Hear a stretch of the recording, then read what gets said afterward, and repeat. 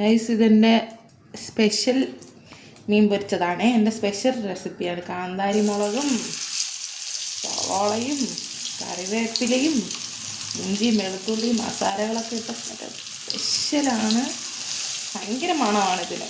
ഇത് പൊരിക്കുമ്പോൾ അങ്ങ് ഗൾഫി വരെ മണമടിക്കും, അത്രയ്ക്ക് മണമാണ്.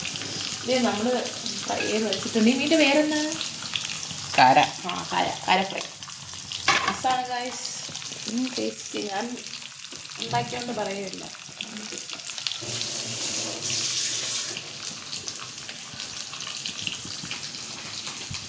ഹായ്.